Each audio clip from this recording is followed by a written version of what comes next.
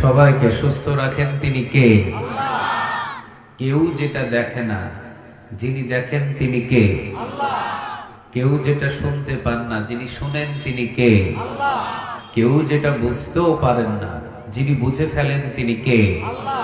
সকল ক্ষমতার মালিক কে? সে আল্লাহর প্রতি আমরা শুকরিয়া আদায় করে পড়ছি আলহামদুলিল্লাহ। আওয়াজ দিয়ে পড়ছি রব্বানা লাকাল হামদ হামদান কাসীরান তাইয়িবান মুবারাকান ফি। সবাই পড়েন আল্লাহু আকবার কাবীরা আলহামদুলিল্লাহি কাসীরা সুবহানাল্লাহি বুকরাতাও ওয়া আসীলা সুবহানাল্লাহি ওয়া বিহামদিহি আদাদা খালকিহি ওয়া রিদা নাফসিহি ওয়া জিনাতা আরশিহি ওয়া মিদাদা কালিমাতি। সবাই পড়েন লাকাল হামদ বিল কুরআন, লাকাল হামদ বিল ইসলাম, লাকাল হামদ বিআসমাইক হুয়া লাকা বিহি সাম্মাইতুহু, লাকাল হামদ ইয়া রব। সবাই একসাথে ইয়া রব কামা ইয়ানবাগি লিজালালি ওয়াজহিক ওয়া আযীমি সুলতানিক। প্রশংসাগুলো করলাম কার? আমরা সব জায়গায় প্রশংসাগুলো করব কার? খাওয়ার শুরুতে কার? খাওয়া যখন আমরা শেষ করি তখন কার? যখন ঘুমাতে যাই তখন কার? সকালে কার? দুপুরে, রাতে, সব জায়গায় আমরা প্রশংসা করব একজন মালিকের। তিনি কে? আল্লাহ আমাদের সবার প্রশংসাগুলো তুমি কবুল করো, আমাদের সবাইকে তোমার গোলাম হিসাবে কবুল করো। আমরা যারা স্টেজে বসে আছি আমরা কার গোলাম?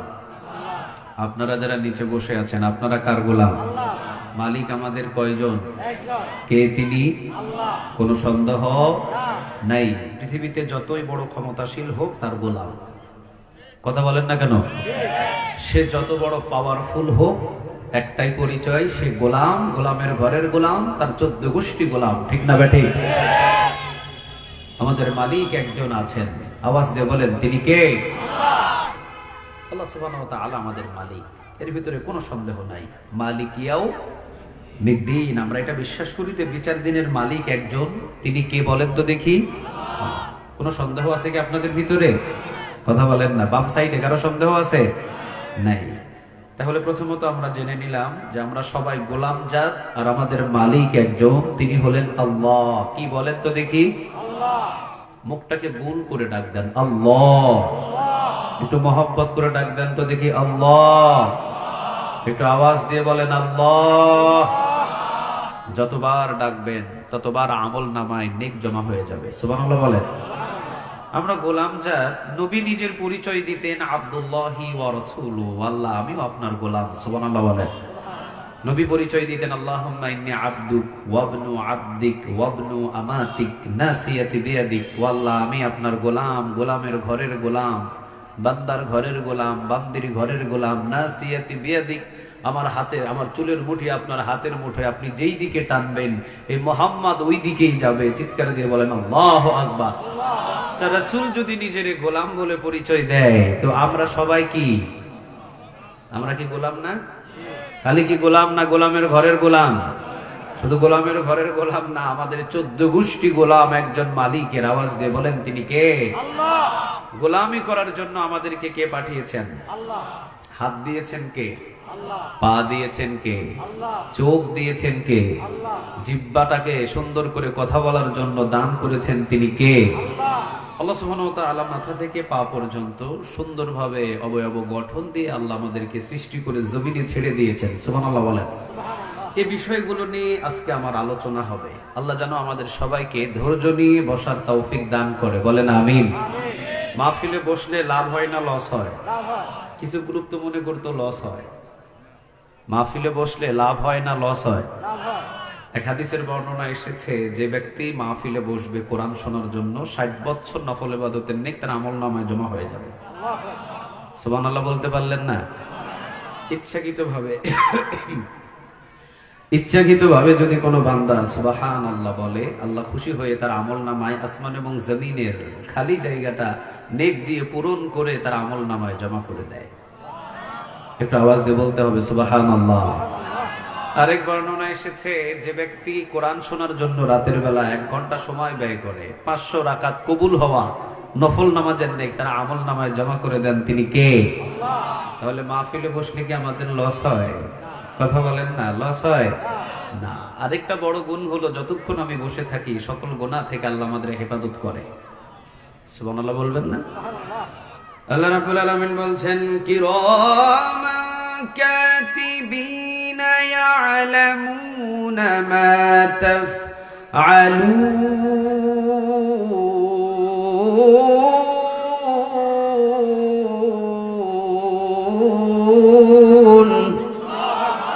আরেকটু জুড়ে বলেন তো দেখি, আল্লাহু আকবার। কিরামান কাতিবিন ইয়ালামুনা মা তাফআলুন, আমলনামা লেখার জন্য ফেরেশতাদেরকে নিযুক্ত করে রেখে দিয়েছেন, তিনি কে? আপনি কি করছেন না করছেন সবগুলো আল্লাহ সুবহানাহু ওয়া তাআলা লেখার জন্য ফেরেশতা নিযুক্ত করে রেখে দিয়েছেন। চিৎকার দিয়ে বলেন আল্লাহু আকবার। ফামান ইয়া'মাল মিসকালা যাররাতিন খায়রান ইয়ারা ওয়া মান ইয়া'মাল মিসকালা যাররাতিন শাররান ইয়ারা, যাররা পরিমাণ যদি কোনো ভালো আমল হয় কিয়ামতের ময়দানে ওইটা হাজির হয়ে যাবে। আর যদি যাররা পরিমাণ কোনো গুনাহ আপনার হয় কিয়ামতের ময়দানে ওইটা আপনার সামনে হাজির করবেন। আওয়াজ দিয়ে বলেন তিনি কে? কোনো সন্দেহ আছে? আর একটু জোরে বলেন না, কোনো সন্দেহ আছে? যতক্ষণ এখানে আমরা বসে থাকবো সব গুনাহ থেকে আল্লাহ আমাদেরকে হেফাজত করে রেখে দিবেন। চিৎকার দিয়ে বলেন আল্লাহু আকবার। হয়তো আমরা আজকে একদিনের জন্য এই মাহফিলে বসেছি, কিন্তু এই গোবিন্দপুর দারুল কোরআন নুরানি ও হাফিজিয়া মাদ্রাসার উদ্যোগে এই তাফসীরুল কোরআন মাহফিল এই আয়োজন করতে করতে কমিটির মাথার চুল উধাও হয়ে গেছে। অনেকের দিন রাত 24 ঘন্টা পরিশ্রম করে, মাসকে মাস পরিশ্রম করে আজকে একদিনের জন্য এই জান্নাতের বাগান সাজাতে তারা সক্ষম হয়েছে। আওয়াজ দিয়ে বলেন ঠিক না বেঠিক? এটা কি একদিনে সম্ভব? কথা বলেন না, একদিনে সম্ভব না। এটা একদিনে সম্ভব নয়, এটা মাসকে মাস, সপ্তাহে কে সপ্তাহ, ঘন্টার পর ঘন্টা পরিশ্রম করে আপনাদের জন্য জান্নাতের বাগানের আয়োজন করেছেন। আপনারা যত মানুষ আসবেন বসবেন, যত নেক পাবেন, কমিটিরা প্রত্যেকে এই পরিমাণ নেক আল্লাহ তাদের আমলনামায় জমা করে দিবে। সুবহানাল্লাহ বলেন। আল্লাহ যেন এই কমিটিকে কোরআনের কমিটি হিসেবে কবুল করে, বলেন আমিন। আর একটু জুড়ে বলেন আমিন। তাহলে আমরা যারা বসেছি কোনো লস নাই, আর আমরা গোলাম একজন মালিকের। কে তিনি? আল্লাহ। এর ভিতরে কোনো সন্দেহ নাই। এখন আপনারা আমাকে বলেন, আমাদের সবচেয়ে আপন তিনি কে? বলতে পারলেন না। আপন তিনি কে? মা, বাবা, বিবি, ছেলে মেয়ে, শ্বশুর শাশুড়ি, বন্ধু বান্ধব? না, এরা আমার আপন নয়। আমার আপন একজন, তিনি কে? আল্লাহ। এটার ভিতরেও কোনো সন্দেহ নেই। আপনারা যারা বিবাহ করেছেন, আজকে যদি ভাবি সাহেবরে গিয়ে জিজ্ঞাসা করেন, বলেন যে আগামীকাল তো আমার মালাকুল মউত আমারে নিয়ে যাবে, তুমি কি 1 সপ্তাহের জন্য আমার সাথে কবরে থাকবা? রাজি হবে? কথা বলে না, রাজি হবে? কেউ রাজি হবে না। তাহলে আপন কারে বললেন? আপনার ছেলে, আপনার মেয়ে, আপনার বিবি, আত্মীয় স্বজন কেউ আপনার আপন নয়। যিনি পাঠিয়েছেন আবার তার কাছে আপনাকে যেতে হবে, উনিই হলো আমাদের শ্রেষ্ঠ আপন। চিৎকার দিয়ে বলেন ঠিক না ঠিক? কাজ করলে তার জন্য করব ইনশাআল্লাহ। এই আলোচনাগুলো আজকে আমি করব। আমাকে কি সময় দেওয়া যাবে? কথা বলেন না, সময় দেওয়া যাবে? চলেন আমরা যত সময়ের দিকে লক্ষ্য রেখে আমরা আলোচনা শেষ করব, প্লাস 9টার ভিতরে আমি শেষ করার চেষ্টা করব ইনশাআল্লাহ। আমার হাতে যে গ্রন্থটা আছে, বলেন তো দেখি গ্রন্থটার নাম কি? আর একটু জোরে বলতে হবে। আচ্ছা, আমার হাতে যে গ্রন্থটা আছে, আপনাদের এই 14 গ্রাম কুমিল্লার কোরআনের ভিতরে সূরা আছে কয়টা? 114টায়। আমাদের রাজশাহীতেও 114টা আমরা পাই। আপনাদের এখানেও কি 114টায়? সন্দেহ আছে নাকি আপনাদের? না, পৃথিবীর সব কোরআনের ভিতরে 114টায়, পৃথিবীর সব কোরআনের ভিতরে একই রকম, একইভাবে, একই দাড়ি, একই কমা। পৃথিবীর কেউ একটা আয়াতকে আগা পিছা করার ক্ষমতা নাই, কারণ এই অধিকার পৃথিবীর মানুষদেরকে দেন নাই। আওয়াজ দিয়ে বলেন তিনি কে? আল্লাহ বলছেন ইন্নাহু লাকুরআনুন কারীম ফি কিতাবিম মাকনুন লা ইয়ামাসসুহু ইল্লাল মুতাহহারুন। কোরআনের সাথে যদি তোমাদের সম্পর্ক হয়, তোমাদের সম্মান বেড়ে যাবে। চিৎকার দিয়ে বলেন আল্লাহু আকবার। কোরআনের বিরুদ্ধে যদি আপনি চলে যান, আপনি যত বড়ই ক্ষমতাশীল হন আর যাই কিছু হন না কেন, জমিনের ভিতরে আপনাকে অপমান অপদস্থ করে ছেড়ে দিবেন একজন মালিক আমাদের আছেন। তিনি কে? আল্লাহ। আর একটু জোরে বলতে হবে, তিনি কে? আল্লাহ। এর ভিতরেও কোনো সন্দেহ নাই। আমাদের আপন হলো আল্লাহ সুবহানাহু ওয়া তাআলা। আর আল্লাহ সুবহানাহু ওয়া তাআলা খুশি হয়ে আমাদেরকে একটা কালামে পাক দিয়েছেন, কোরআনুল কারীম দিয়েছেন, যেটাকে মানলে মানতে হবে 12 আনা না 16 আনা? 16 আনা। কথা বলে না, 12 আনা না 16 আনা? 16 আনা। এটাকে মানলে মানতে হবে 16 আনা। অর্ধেক মানবেন, অর্ধেক মানবেন না। আপনি কি মুমিন না কাফের? আর একটু জোরে বলেন না, মুমিন না কাফের? আপনাদের এই কুমিল্লা এলাকায় ওযু ভাঙার জন্য পেশাব করতে হয় কয়বার? কি ব্যাপার, পেশাব করে ওযু করেন না নাকি? পেশাব করে ওযু করতে হয় কয়বার? মানে কয়বার পেশাব করলে ওযু নষ্ট হয়? শীতকালে 2 বার না, একবারই। একবার প্রস্রাব করলে ওযু নষ্ট হয়। কোরআনের 6666টা আয়াত অমান্য করে, 114টা সূরা অমান্য করে কাফের হওয়া লাগে না। একটা আয়াত যদি কেউ অমান্য করে, সাথে সাথে কাফের হয়ে যায়। ঠিক না বেঠিক? তাহলে মানলে কোরআন মানতে হবে 12 আনা না 16 আনা? আর একটু জুড়ে বলতে হবে 12 আনা না 16 আনা? আপনারা মনে করেন, অনেকে চিন্তা করতেছেন হুজুর কি রকম ওয়াজ করবে না করবে। না, আমি ওই রকম ওয়াইজিন না যে ধরছি তো ধরছি, ছাড়বো না, এমন ওয়াজ না। সময় শেষ, আমিও ছেড়ে দেব। উত্তরবঙ্গে এক বক্তা গিয়ে চোখ বন্ধ করে ওয়াজ করা শুরু করছে, চোখ খুলে দেখে একটা মানুষও নাই, সব বাড়ি চলে গেছে। বক্তা সাহেব তো খুব গরম, এই এলাকার সব মানুষ ফাসেক, সব মানুষ কাফের, আমার ওয়াজের ভিতরে ফালায়। সবাই বাড়ি গিয়ে ঘুমাইছে। ডান দিকে তাকায় দেখে মাইকালা ভাইয়ের মতো একজন বসে আছে। বক্তা সাহেব বলতেছে মাশাআল্লাহ, একজন ইমানদার পাওয়া গেছে এখানে। ও বলতেছে হুজুর আমি ইমানদার কিনা জানি না, আমি মাইকালা, আপনি মাইকও ছাড়েন না, আমি যাইতে পারি। তো আপনারা মনে করেন না যে আমি এরকম আপনাদেরকে বিরক্ত ধরাবো। তবে কোরআনের চাইতে মধুর কথা পৃথিবীতে আর একটাও হতে পারে না। কোরআনই হলো পৃথিবীর শ্রেষ্ঠ গ্রন্থ। সুবহানাল্লাহ বলবেন না? জন্মের পর থেকে আমরা প্রতিদিন মসজিদে নামাজ পড়তে যাই, প্রতিদিন নামাজ থেকে আবার ফিরে আসি। একজন নামাজি প্রতিদিন 40 থেকে 42 বার সূরাতুল ফাতিহা পড়তে হয়। আচ্ছা বলেন তো, প্রতিদিন 40 থেকে 42 বার আপনি সূরাতুল ফাতিহা শুনেন, কোনোদিন কি আপনার বিরক্ত লাগছে? কথা বলেন না কেন, বিরক্ত লাগছে? বাংলাদেশের ভিতরে খুব ভাইরাল গান ছিল না, মমতাজ পাগলির, ফেটে যায় ছিঁড়ে যায়, জোড়া দেওয়ার কোনো বুদ্ধি নেই? ছিল। আচ্ছা, ওই গানের কি জনপ্রিয়তা এখন আছে? আপনাদের কুমিল্লার ছেলেও তো একজন গান গাইছিল, পিয়াকে হারায়া ফেলছিল, সারা বাংলাদেশ ঘুরছিল, আসিফ খান মনে হয় না? হ্যাঁ, ও পিয়া এই জাতীয় একটা গান ছিল, সারা বাংলাদেশ পিয়াকে খুঁজেছিল, খুব ভাইরাল। এই গানের কি জনপ্রিয়তা এখন আছে? কথা বলেন না, আছে? জনপ্রিয়তা নাই। কোথায় দাফন হয়েছে, কোথায় কবর খনন হয়েছে, কোথায় কবর হারিয়ে গেছে, বাংলাদেশের মানুষ টেরও পায় নাই। চিৎকার দিয়ে বলেন ঠিক না বা ঠিক? আচ্ছা, সূরাতুল ফাতিহাটা কি এমন? কথা বলেন না এমন? বরং যত শুনি ততই মজা লাগে। সুবহানাল্লাহ বলেন। পৃথিবীতে যতগুলো গান আছে, পৃথিবীতে যতগুলো গজল আছে, আর পৃথিবীতে যতগুলো গান, কৌতুক, যা কিছু বলেন, একবার শুনবেন, 2 বার শুনবেন, 3 বার শুনবেন, এরপরে আপনার কাছে আর ভালো লাগবে না। কিন্তু কোরআন যতবার শুনবেন ততবার মনে হবে যে আরো মজা লাগতেছে। চিৎকার দিয়ে বলেন ঠিক না বা ঠিক? প্রতিদিন একজন নামাজি 40 থেকে 42 বার সূরাতুল ফাতিহা শুনে, ওর কাছে মনে হয় যে আরো শুনলে আরো ভালো লাগবে। বরং সূরাতুল ফাতিহা নাজিল হলো 1400 বছর। এই 1400 বছর না, আরো 1400 বছর যদি আসে, সূরাতুল ফাতিহার দিন দিন যৌবনকাল বাড়িয়ে দিবেন। আওয়াজ দিয়ে বলেন তিনি কে?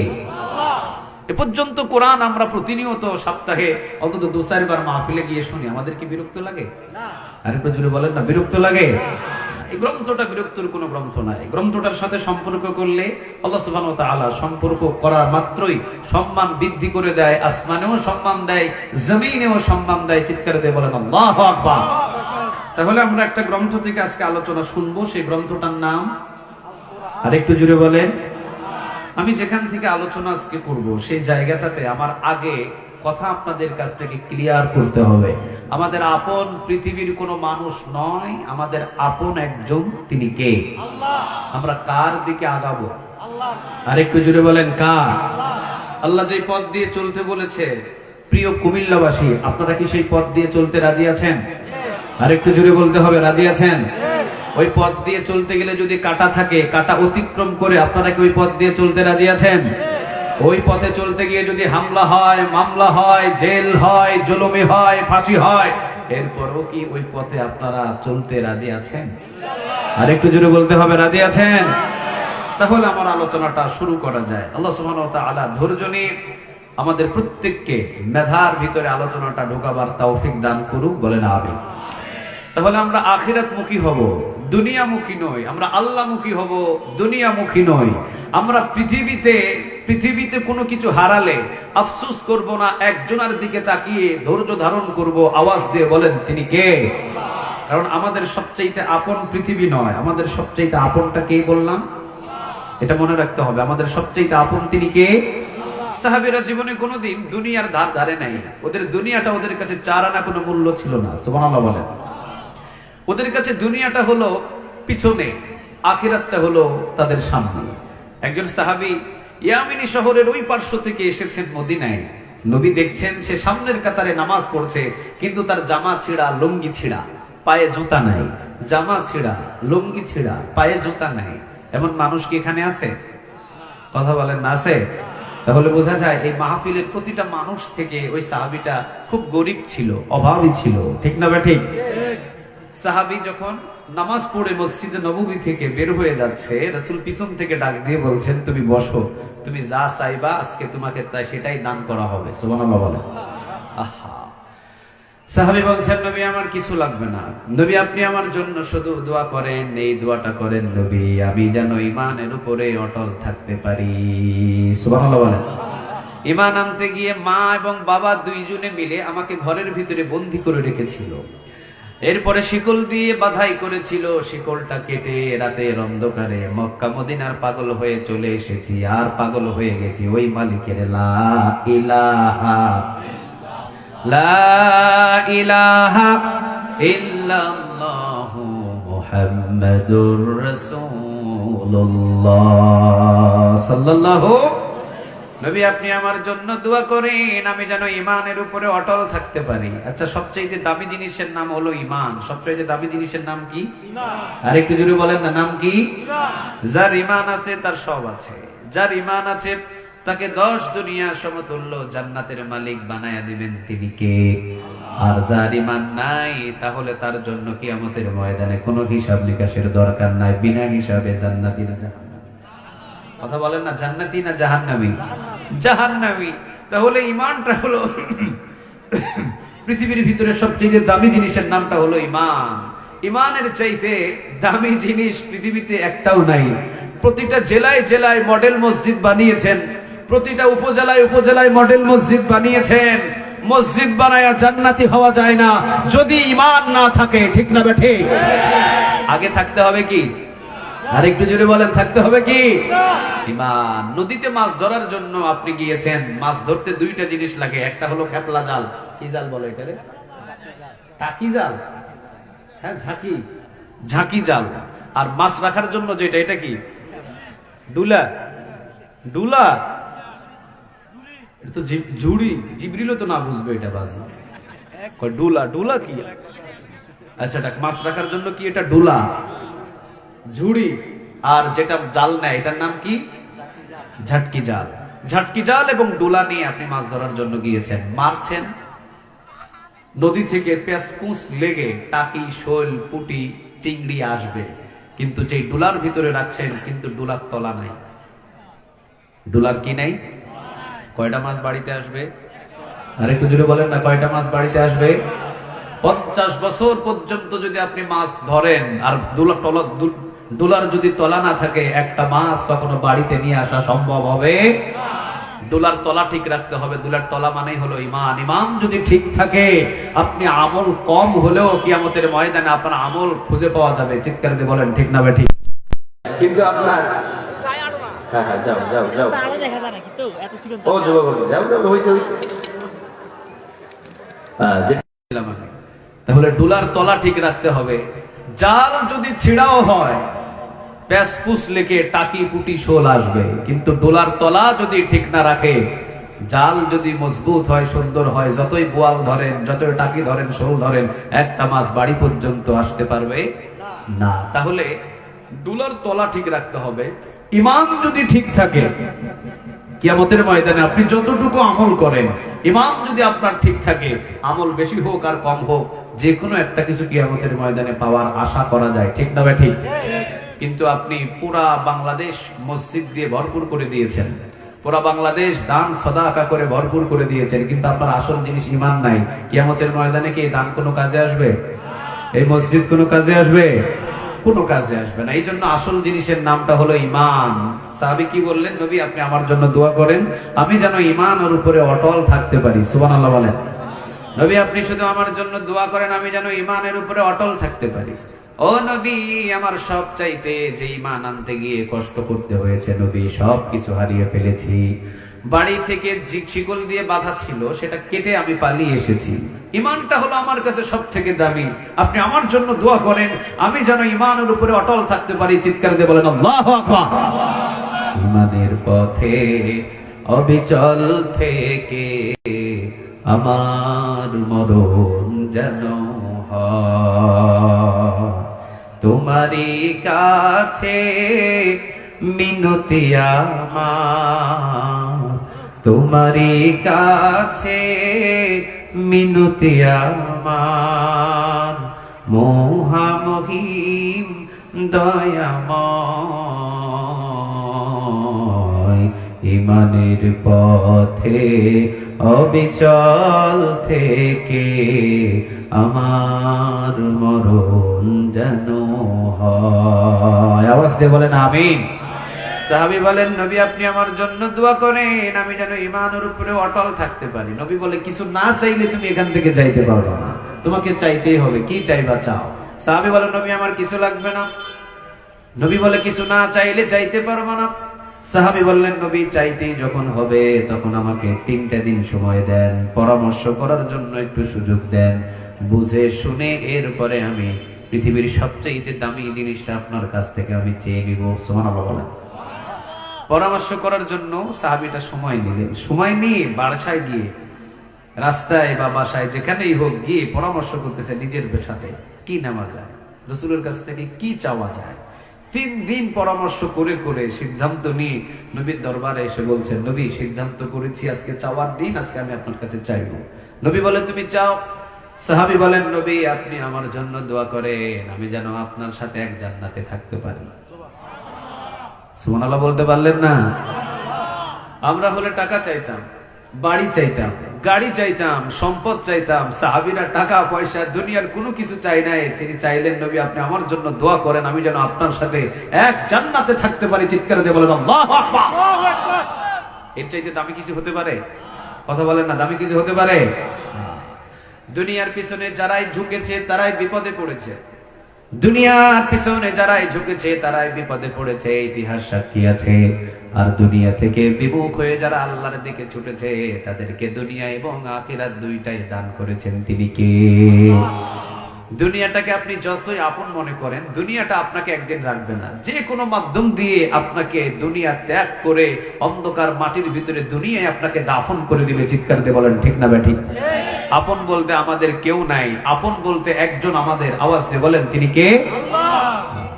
একদিন মাটির ভিতরে হবে ঘর রে মন আমার, কেন বাঁধো দালান ঘর রে মন আমার, কেন বাঁধো দালান ঘর। প্রাণ পাখি উড়ে যাবে পিঞ্জর ছেড়ে, ধরা ধামে সবই রবে, তুমি যাবে চলে। বন্ধু বান্ধব যত, মাতা পিতা তারা শত, বন্ধু বান্ধব যত, মাতা পিতা তারা শত, সকলে হবে তোমার পর রে। মন আমার কেন বন্ধ দালান ঘর রে, মন আমার কেন বন্ধ দালান ঘর। আওয়াজ দিয়ে বলেন ঠিক না বে ঠিক? কেউ আমার আপন নয়, সবাই আমার পর। আপন বলতে আমার কেউ নয়। পৃথিবীতে যাদেরকে আপনি আপন মনে করেছেন তারা আপনার আপন নয়। যেদিন আপনি আল্লাহকে আপন মনে করবেন সেই দিন আপনি পৃথিবীর ভিতরে সব থেকে একটা বুদ্ধিমানের কাজ করবেন। সুবহানাল্লাহ বলেন। তাহলে আমাদের আপন তিনি কে? আমাদেরকে পাঠিয়েছেন তিনি কে? এইরকম জাতীয় একটা সূরার ভিতরে আল্লাহ সুবহানাহু ওয়া তাআলা কিছু বান্দাদেরকে বলে দিচ্ছেন, বান্দা আমি যে তোমাকে বানিয়েছি, পাঠিয়েছি, দুনিয়ার বুকের ভিতরে যে আমি তোমাকে সুন্দর যত্ন করে দুনিয়ার ভিতরে পাঠিয়েছি, এটার প্রমাণ নেওয়ার জন্য তোমাকে একটা সূরা দিয়েছি। সুবহানাল্লাহ বলেন। কোরআনের ভিতরে তোমরা 114টা সূরা পাবা, তার ভিতরে 95 নম্বর সূরা। কত নাম্বার? কথা বলেন কত নাম্বার? আমি এখানে প্রায় 2 বছর না 1 বছর আগে আসছিলাম, তখন আমি কথা বলেছিলাম সম্ভবত হামিম সেজদা 30 নম্বর আয়াত থেকে। আজকে আমি কথা বলছি এই কোরআনে 95 নম্বর সূরা। সূরাটার নাম হলো সূরাতুত তিন। নাম কি বলেন তো দেখি? মাক্কিতে নাজিল হয়েছে। 8টি আয়াত এই সূরার ভিতরে। রুকু আছে একটা। রুকু আছে কয়টা? কথা বলেন কয়টা? আয়াত আছে কয়টা? 8টা। আয়াত আছে কয়টা? 8টা। এবং এই সূরার প্রথমে আল্লাহ সুবহানাহু ওয়া তাআলা মূলত চারটা কসম খেয়েছেন। কয়টা? কথা বলেন কয়টা? কোন মুফাসসির বলেছেন 3টা, কোন মুফাসসির বলেছেন 4টা। মূলত ভাবে আল্লাহ সুবহানাহু ওয়া তাআলা 4টা কসম খেয়ে এরপরে বান্দাদের কাছে একটা কথা পুছিয়ে দিয়েছেন। আমরা ওই কথার উপরে বিশ্লেষণ করে আজকে কিছু আলোচনা শুনবো ইনশাআল্লাহ। তাহলে কোরআনের ভিতরে কোনো ভুল নাই, আমরা এটা আগে আপনাদের জবান থেকে নিয়েছি। কোনো সন্দেহ আছে কি? মানলে মানতে হবে কত আনা? কথা বলেন, মানলে মানতে হবে কত আনা? কিছু মানলেন, কিছু মানবেন না। এই ঈমান নিয়ে কখনো জান্নাতে যাওয়া যাবে না। এই ঈমান নিয়ে জান্নাতে যাওয়া যায় না। কিছু মানুষ প্রতিটা ঘরে ঘরে কোরআন গিয়েছে আমাদের হাতে। কোরআন মসজিদে আছে, কোরআন মাদ্রাসায় আছে, কোরআন মাহফিলে আছে, কোরআন ময়দানেও আছে, সকল বাড়ি বাড়ি কোরআন আছে, কিন্তু এখনো জমিনের ভিতরে শান্তি ফিরে আসে নাই। ঠিক না বেটি? পরিস্থিতিটা হয়েছে কি রকম জানেন? খুব অসুস্থ এমবিবিএস একটা ডাক্তার এসেছে 14 গ্রামের ভিতরে। অসুস্থ শরীর নিয়ে গেছে এমবিবিএস ডাক্তারের কাছে। ডাক্তারের কাছে যাওয়ার পরে বলছেন আমি প্রচন্ড অসুস্থ, আমাকে তাড়াতাড়ি ওষুধ দেন। ডাক্তার প্রায় 18 রকমের প্রেসক্রিপশনে ওষুধ লিখে দিয়েছে। কত রকম? 18 রকম। প্রায় 2500 টাকা দিয়ে প্রেসক্রিপশন সহ ওষুধ সহ কিনে নিয়ে বেচারা না খেয়ে সুকেসের উপরে তুলে রাখছে। অসুখ কি ভালো হবে? আপনারা তো বলতেছেন না, অসুখ কি ভালো হবে? ডাক্তার দিয়েছে ওষুধ খাওয়ার জন্য না সুকেসের উপরে রাখার জন্য? খাওয়ার জন্য। এইরকম যদি 50 বছর পর্যন্ত ওষুধ সুকেসের উপরে রাখে, যদি না খায়, ওর কি রোগ বিন্দু পরিমাণ কমবে? আরেকটু জোরে বলেন না কমবে? আল্লাহ রাব্বুল আলামিন 1400 বছর আগে কোরআনটাকে পৃথিবীর বুকের ভিতরে পাঠিয়ে দিয়ে আল্লাহ রাব্বুল আলামিন বলেছেন কিতাবুন আরসালনাহু ইলাইকা লিতুখরিজান নাসা মিনাজ যুলুমাতি ইলান নূর। অন্ধকার থেকে মানুষদেরকে জান্নাতের পথ দেখানোর জন্য কোরআনটাকে নাজিল করেছেন তিনি কে? আল্লাহ। বাংলাদেশের মানুষ আমরা কিছু বুদ্ধিজীবী আছি, আমরা শুধু কোরআনটাকে রেখে দিয়েছি মসজিদের ভিতরে, কোরআনটাকে রেখে দিয়েছি মাদ্রাসার ভিতরে, কোরআনটাকে রেখে দিয়েছি ঘরের সুকেসের ভিতরে, কোরআনটাকে রেখে দিয়েছি মাহফিলের ভিতরে। মনে করেছি কোরআনটা শুধু মসজিদে থাকবে নামাজ পড়ার জন্য, কোরআন শুধু মৃত ব্যক্তির পাশে তেলাওয়াত করা হবে, কোরআন শুধু মাদ্রাসায় থাকবে। কিন্তু কোরআন দিয়ে যে রাষ্ট্র পরিচালনা করার জন্য পাঠানো হয়েছে, যতদিন কোরআন পার্লামেন্টে না যাবে ততদিন দেশের ভিতরে শান্তি কখনো ফিরে আসবে না।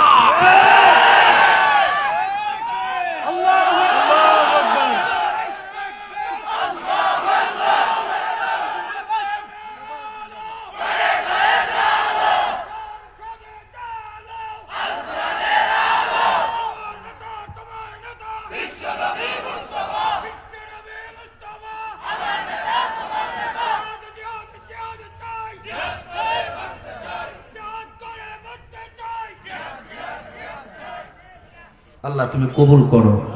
আর একটু জোরে বলেন আমিন। তাহলে মানুষের কিছু ভুল ধারণা আছে, ভুল ধারণাগুলো আগামীর যুবকরা সরিয়ে দিবে ইনশাআল্লাহ। আর একটু জোরে বলতে হবে ইনশাআল্লাহ।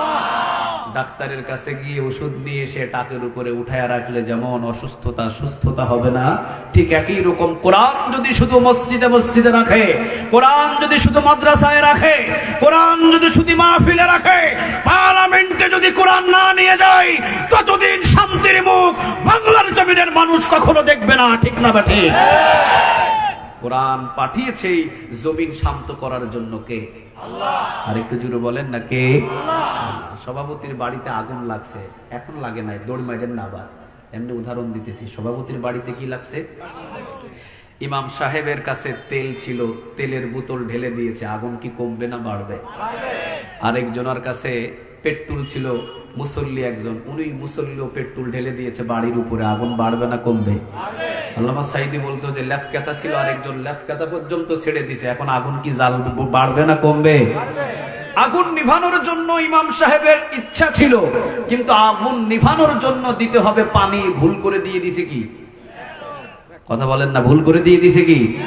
তেল। বাংলাদেশের কিছু আইনজীবী বাহির হয়েছে, বাংলাদেশের ভিতরে কিছু বুদ্ধিজীবী বাহির হয়েছে, তারা মনে করছে তাদের দল ক্ষমতায় গেলে, তারা মনে করছে তারা একবার ক্ষমতায় গেলে পুরা রাষ্ট্রটাকে সুন্দরভাবে পরিচালনা করবে, কিয়ামত পর্যন্ত পারবেন না। কারণ আল্লাহ সুবহানাহু ওয়া তাআলা বলছেন, আমি আল্লাহর বিধান দিয়ে যতদিন রাষ্ট্র পরিচালনা না হবে ততদিন পৃথিবীর কেউ রাষ্ট্রটাকে শান্ত করতে পারবে না। চিৎকার দিয়ে বলেন ঠিক না বেটে? রাসূল 17 বছর বয়স থেকে টানা 23 বছর পর্যন্ত হিলফুল ফুজুল নামের একটা দল গঠন করে মক্কার ভিতরে চেষ্টা করেছেন, পারেন নাই শান্তি আনার জন্য। অথচ রাসূলের চাইতে বিশ্বাসী লোক মক্কায় একজনও ছিল না। ঠিক না বেঠিক? রাসূল পারলেন না, আপনি কিভাবে পারবেন? রাসূল পারেন নাই হিলফুল ফুজুল নামক সংগঠন গঠন করে। 17 বছর 23 বছর পর্যন্ত চেষ্টা করেছেন, রাসূল মক্কার ভিতরে শান্তি আনতে পারেন নাই। 40 বছর শেষ হওয়ার পরে 41 বছরের প্রথম দিনে আল্লাহ বললেন, কোরআন নামক গ্রন্থ দিয়ে মক্কার ভিতরে দাওয়াতি কাজ শুরু করে দেন। 23 বছর লাগে নাই, রাসূল কোরআন দিয়ে দাওয়াতি কাজ শুরু করে 10 বছরের ভিতরে পুরা মক্কার মদিনার ভিতরে শান্তি দান করে দিয়েছেন। আওয়াজ দিয়ে বলেন তিনি কে? আল্লাহ। তুমি জাতীয় পার্টি নিয়ে আসো, আর তুমি আওয়ামী লীগ দল নিয়ে আসো, অথবা তুমি পৃথিবীর যতগুলো মানুষের বানানো দল নিয়ে আসো, কোন দল শান্তি আনতে পারবে না যতক্ষণ না পর্যন্ত আল্লাহর কোরআনের বিধান অনুযায়ী বাংলার জমিনে রাষ্ট্র কায়েম করা না হবে। ঠিক না বেঠিক? শান্তি দিতে পারে কে? আল্লাহ। আর একটু জোরে বলেন না কে? আল্লাহ। আল্লাহ বলছেন, ইনিল হুকমু ইল্লা লিল্লাহ, সৃষ্টি যার, আইন চলবে তার। সুবহানাল্লাহ বলেন। আইন চলবে কার? আল্লাহ। সৃষ্টিকার। আইন চলবে কার? মানুষের বানানো আইন দিয়ে পৃথিবী কখনো শান্ত হয় না। মানুষের বানানো আইন দিয়ে পৃথিবী কখনো শান্ত হয় না।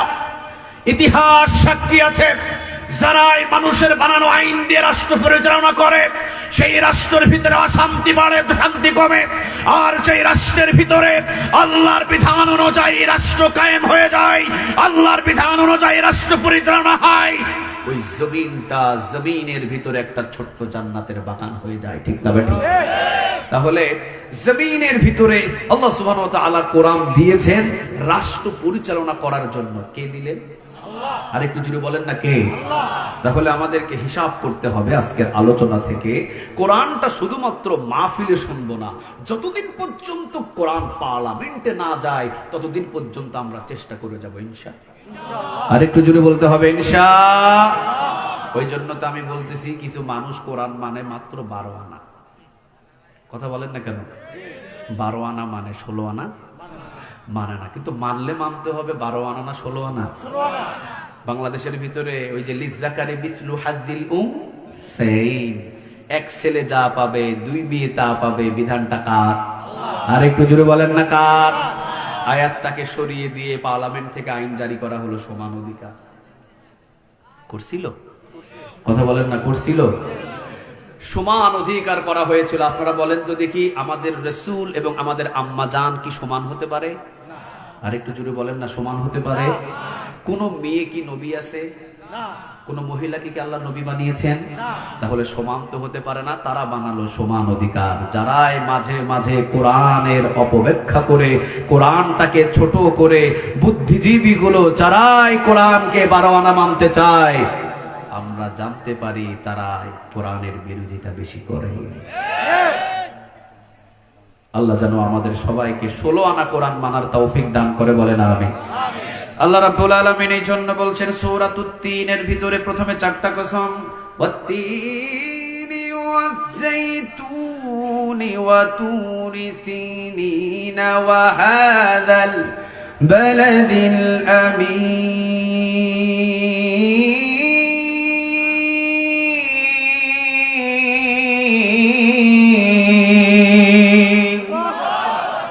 আরেকটু জোরে বলেন দেখি, আল্লাহু আকবার। এটা তো কুমিল্লার ভূমি, কুমিল্লার মাটি হলো কোরআনের ঘাঁটি, ঠিক না বেঠি? কোনো সন্দেহ আছে নাকি? আরো হলো এই এলাকাটা হলো মনে হয় আমাদের হুজুর ডক্টর আবুল কালাম আজাদ বাসর হুজুরের এলাকা না? কথা বলেন না কেন? তা আমি তো এর আগেও মাহফিল করে গেছি। ঘরে ঘরে কোরআনের কর্মী, ঘরে ঘরে কোরআনের কর্মী। কুমিল্লা হলো, কুমিল্লার মাটি হলো কোরআনের ঘাঁটি, এর ভিতরে কোনো সন্দেহ না। আমি কুমিল্লাতে আসলে একটা ডায়লগ বারবারই বলি, সব জায়গায় নাস্তিক জন্ম নিল, কুমিল্লাতে নাস্তিক জন্ম নেওয়ার কোনো সুযোগ না। সব জায়গায় ইসলামের বিরুদ্ধে কথা বলে পার পেলেও কুমিল্লাতে ইসলামের বিরুদ্ধে কথা বলে পালানোর সুযোগ নাই। আমি এইটাই ডায়লগ দিই, কুমিল্লার ভিতরে মাহফিল করতে আসলে বাংলার জমিনে যদি সর্বপ্রথম কোন জেলায় যদি কালেমার পতাকা উড়ানো হয়, সর্বপ্রথম কুমিল্লাবাসী কালেমার পতাকা আগে উড়িয়ে দেবে। এটাকে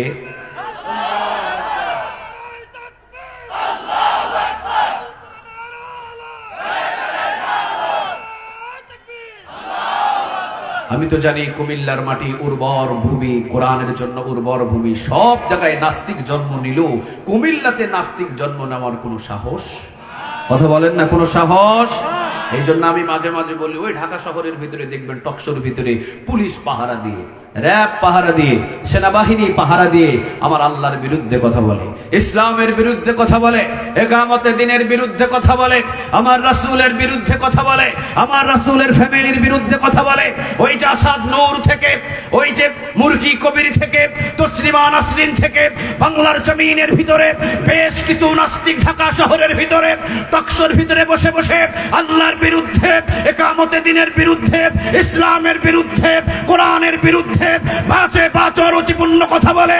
আমি বলি ঢাকা শহরের ভিতরে কথাগুলো নয়, বুকের যদি পাটা থাকে কুমিল্লার ভূমিতে এসে কথা বলো, পিঠের চামড়া নিয়ে ঢাকা যেতে পারবে না।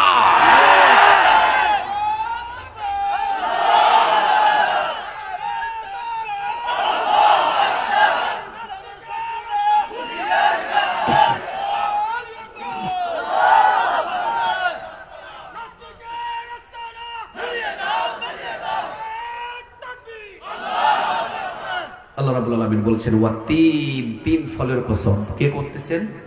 আর একটু জোরে বলেন। আল্লাহ রাব্বুল আলামিন বলছেন ওয়াজাইতুন, জাইতুন ফলের কসম। হতে পারে তিন এবং জাইতুন ফল যেই জমিনের ভিতরে হয়, এই জমিনের কসম খেয়েছেন। আওয়াজ দিয়ে বলেন তিনি কে? আল্লাহ। এরপর আল্লাহ রাব্বুল আলামিন বলছেন ওয়া তুরি সিনিন, তুর পর্বতের কসম।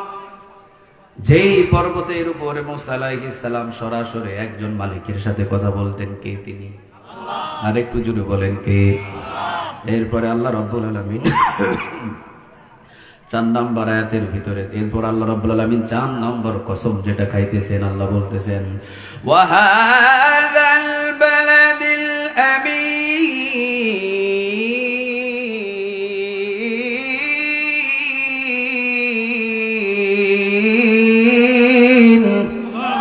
আল্লাহ রাব্বুল আলামিন বলছেন ওয়া হাযাল বালাদিল আমিন, নিরাপদ মক্কা নগরীর কসম। সুবহানাল্লাহ বলবেন না?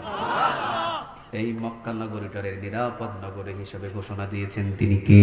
আল্লাহ। যদি কোনো ফাঁসির আসামি এই মক্কার চত্বরের ভিতরে একবার ঢুকে যায়, ফাঁসির আসামিকেও মোহাম্মদ বিন সালমান, এখন ক্ষমতায় বসে আছে, যার নাম কি? না না না না, বাংলাদেশে না, সালমান, সালমান এখন যিনি ক্ষমতায় বসে আছে, যদি ফাঁসির আসামিও যদি কোন রকম গাড়ি থেকে লাফ দিয়ে মক্কার চত্বরের ভিতরে ঢুকে যায়, হুদুদে হারামের ভিতরে ঢুকে যায়, ওকে বাহির করার ওই সালমানেরও ক্ষমতা নাই, কারণ ওখানে ঢুকেছে তো সে নিরাপদ হয়েছে, তাকে নিরাপদ ঘোষণা দিয়েছেন তিনি কে? আল্লাহ রাব্বুল আলামিন বলছেন মক্কা নগরী হলো নিরাপদ, ওয়া হাযাল বালাদিল আমিন, মক্কা নগরীর কসম, নিরাপদ মক্কা নগরীর কসম। এই জায়গার ভিতরে যখন মানুষ ঢুকে নিরাপদ হয়ে যায়, একে আপনি হামলা দিতে পারবেন না, মামলা দিতে পারবেন না, খুন খারাপিও করতে পারবেন না, এই জায়গায় নিরাপদ। সুবহানাল্লাহ বলেন। আচ্ছা, কসমগুলো কি ছোট না বড়?